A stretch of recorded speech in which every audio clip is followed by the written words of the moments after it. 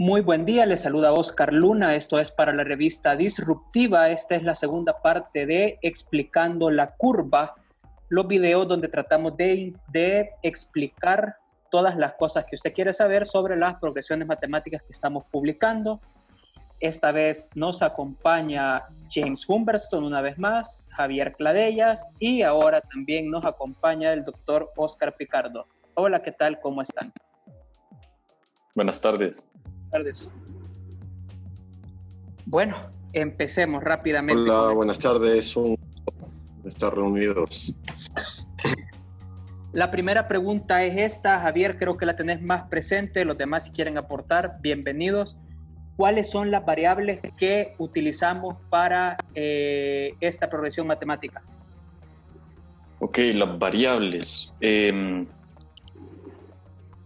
Los supuestos, podríamos hablar de los supuestos que se consideraron, que son que las condiciones son idénticas del día de hoy al primer día desde que se presentó el primer infectado. Y el supuesto es que no va a cambiar. Es decir, de hoy para adelante van a seguir siendo las mismas condiciones que fueron antes. Y se considera, no se considera la diferencia entre la cuarentena estricta y la cuarentena la primera que hubo.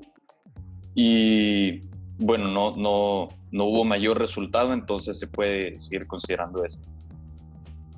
Ok, ¿qué pasaría si las variables cambian? Si nos cambian la cuarentena, para este modelo matemático no pasa nada. En teoría la forma debería de conservarse. Es decir, va a seguir siendo la misma forma de campana y creería que si el caso llega a modificar, a cambiarse un poco, no sería por mucho, seguiría conservando la misma magnitud de datos. Ok, ¿alguno quiere aportar a eso? Oscar, James. Yo creo que sí, ya explicó Javier la situación, ¿no? Los supuestos es de que se mantiene prácticamente las condiciones en la calibración de la curva. Es decir, mantenemos la misma restricciones que tenemos hasta este momento. Ok, la segunda pregunta va para ti, Oscar. Esta tendencia a la baja que se ha mostrado en los últimos días, ¿crees que nos está diciendo que ya se puede empezar una reactivación económica a partir del 6 de junio, como lo había planteado el presidente Bukele en las conferencias de prensa de hace unos días? Creería que no. Yo creo que el comportamiento de la curva epidémica tenemos que analizarlo y ver otras experiencias también, no solo la nuestra. Sabemos que no depende de acuerdos políticos ni de decretos, sino del comportamiento estadístico y epidemiológico. Hemos visto durante 2 días, desde hace 3 días, una desaceleración y desde hace 2 días un descenso, en donde los casos de recuperados son mayores que los infectados. Sin embargo, el lapso de tiempo es breve y muy riesgoso. Yo creería que por lo menos deberíamos esperar casi el 30 de mayo para ver si esta tendencia sigue o si es un episodio atípico, ¿verdad? Pudiéramos tener mañana o pasado un crecimiento. Entonces, en todos los análisis, así como previmos que estábamos a pico entre el 16 y el 23 de mayo, al final lo verificamos porque había una tendencia en los datos, es decir, no hubo cambios. Entonces, con esto de la vuelta a la normalidad, igual.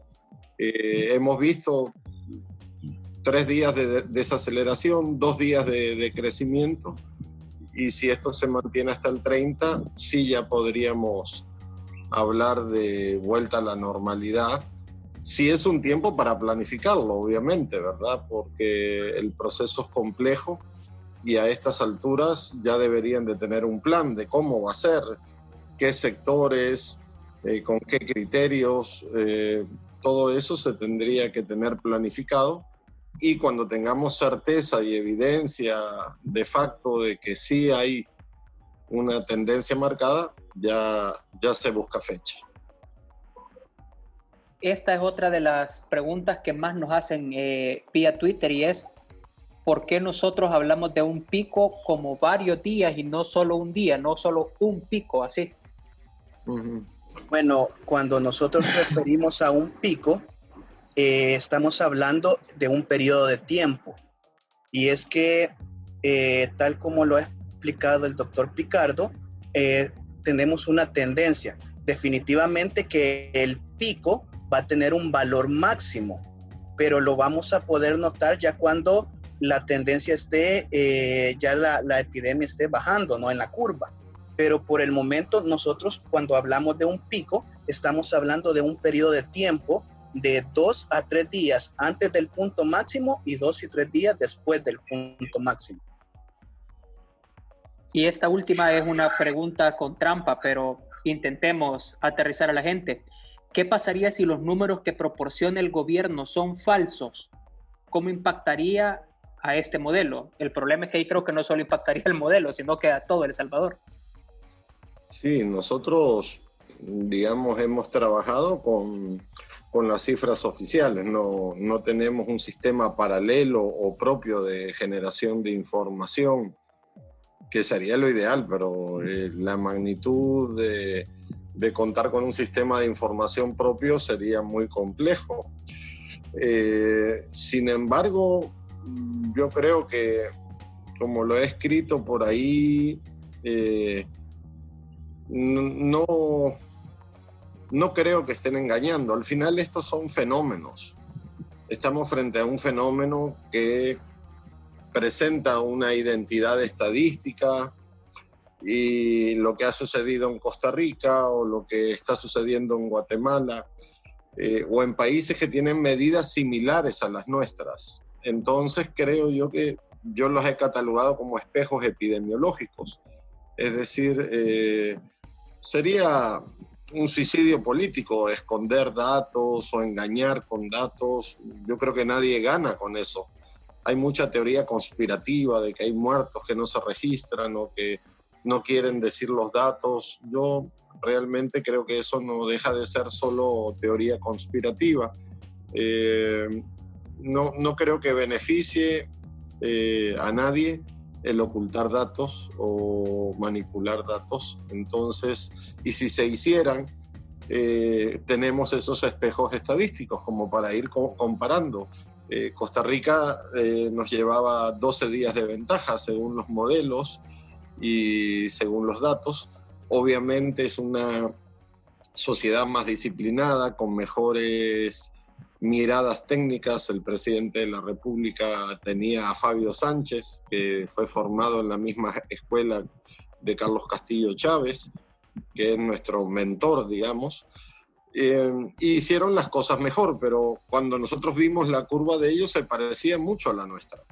Y lo único que sucedió de diferente es que ellos tuvieron un mejor trabajo de vigilancia epidemiológica y controlaron de una forma más eficaz el contagio comunitario, y nosotros nos extendimos. También hay menos gente en Costa Rica y más terreno, es decir, hay menos hacinamiento, lo cual facilita el distanciamiento y las medidas, pero digamos, siempre nos sirvió de espejo epidemiológico.